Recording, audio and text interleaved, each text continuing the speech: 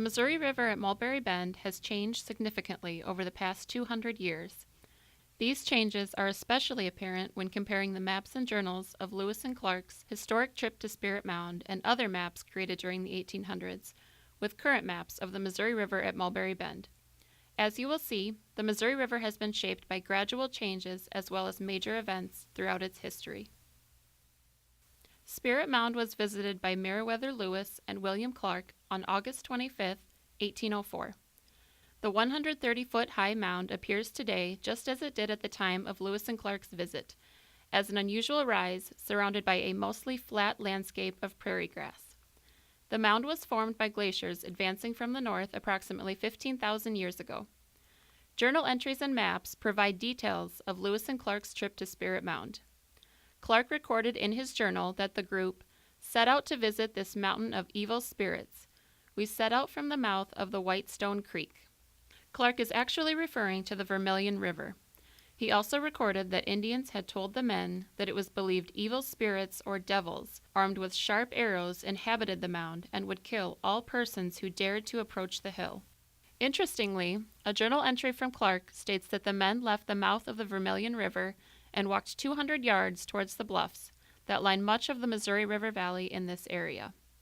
However, recent maps show the mouth of the Vermilion River, even at its closest point, to be about 2.5 miles south of the bluffs. Lewis and Clark maps and other surveys show that prior to 1881 and at the time of the Lewis and Clark expedition, the Missouri River flowed north through a large meander and that its confluence with the Vermilion River was located about 3 miles northwest of where it is today. The significant difference in distances between William Clark's measurements compared with current map data can be attributed to a major shift in the Missouri River main channel and subsequently the location of the Missouri-Vermilion River confluence. These changes were a result of the Great Flood of 1881. In just a few short hours, the river cut off this 18-mile-long meander and carved a new main channel 3 miles south of the bluffs.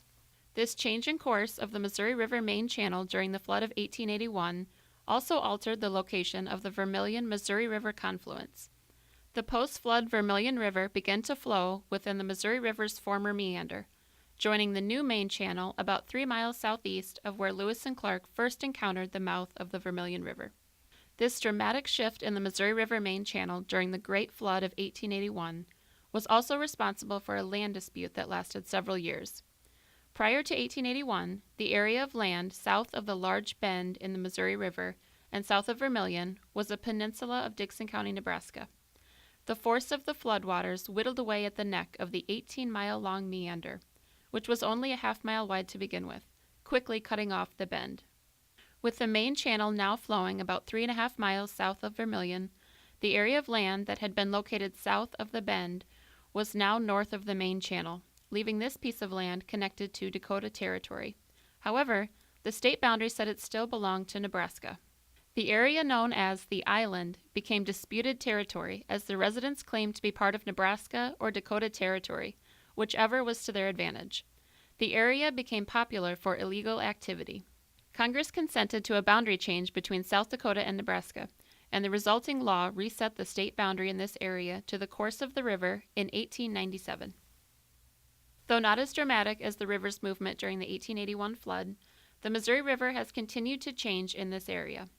A comparison of aerial photographs taken between 1941 and 2012 show that the main channel has been actively eroding its eastern bank for the past several decades.